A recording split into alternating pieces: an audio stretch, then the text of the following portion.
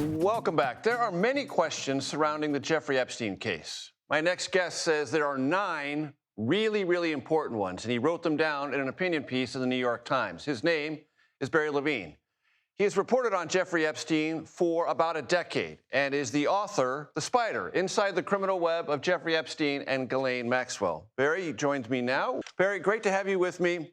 I'm going to drive my folks in the control room berserk. This is terrible television, but it's great conversation. So I'm going to read your 9 questions. Question 1. How did Mr. Epstein make his money, and how did he finance his sex trafficking over 2 decades? 2. Did Mr. Epstein have any ties to spy agencies? 3. Are there references to Mr. Trump, meaning President Trump, in the files that add to our knowledge of his relationship with Mr. Epstein? 4. What about Bill Clinton? 5. Who were the clients implicated in Mr. Epstein's sex trafficking operation? 6. Who helped Mr. Epstein overseas? 7. What did investigators find in Mr. Epstein's safe, computers, and other property? 8. What do the videos show? And 9. What is in Mr. Epstein's autopsy report? Barry, I listed the 9. What are the most important of the 9? Well, I'm constantly getting hit, Major, with questions about Jeffrey Epstein's death. And I think it's black and white. Let's get that autopsy report out to the American public. There's no reason for the government to be holding that back. And let's learn once and for all, did Jeffrey Epstein have any defensive wounds on his hands? Was he trying to possibly fight off an assailant? Let's get more details about the noose that was used. And also the death investigation. Couple quick questions here. What about DNA evidence? Was there DNA evidence on the bed sheets that he used to, the government says, to hang himself? What about foreign DNA? What else do we know about the past suicide attempt? And was there any evidence corroborating that? I wrote in my book that there were inmates who heard bed sheets being ripped up that night that Jeffrey Epstein apparently used to take his life. So let's get to the bottom of that, first of all. And Barry, what about the conversation I just had with Scott McFarlane about the release of the surveillance footage of that night within the corrections facility itself? Yeah, I mean, that was an excellent report from Scott. I was just watching that. We don't have really any more videos beyond that. We were told that the other videos in that unit had malfunctioned. And of course, the guards were, falling asleep that night. So they had falsified reports in which they were reprimanded. But the issue I have certainly is, and I went about this in my book, could there have been some type of conspiracy to take him out or allow him to take his life? I know from my investigation that it would have been virtually impossible, unless there was a major conspiracy in that jail, for others to enter that cell, because that cell block was actually controlled by a main guard station where even the guards upstairs had to alert the main control area if they were going to open doors and so forth. So, we'll never know in terms of the deficiencies in the video that the government put out. And it is troubling that we have, as Wired Magazine had initially reported, that there were gaps in that tape.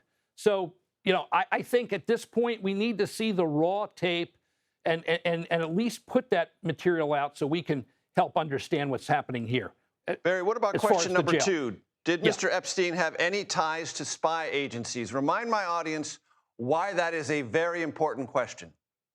Well, it's a very important question because there was a belief for years that Jeffrey Epstein was getting compromised material on very wealthy and powerful individuals, and also people connected to different political parties, not only in the United States, but also he had ties to politicians in Israel. And there has been a belief that he might have been had ties to not only the U.S. government intelligence, but also the Israeli Mossad.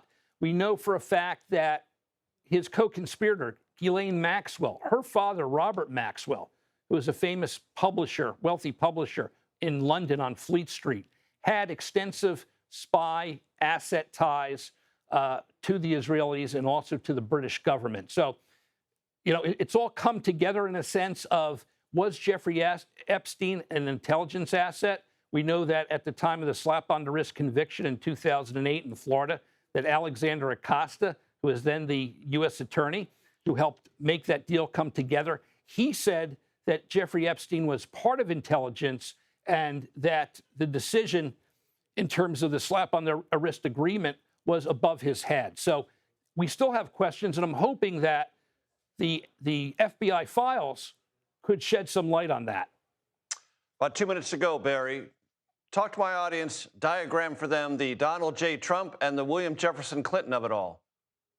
Well, I mean, these are two prominent names that we know Jeffrey Epstein has been connected to, along with, Prince Andrew from the royal family. And now we know for a fact that it's been disclosed that President Trump is indeed in the files. It doesn't necessarily mean any wrongdoing, but I think as the sitting president, initially we should see the references to him. And of course, if there's any third parties mentioned or victims mentioned, their names should be redacted. But let's see the context in which President Trump is referenced in those files.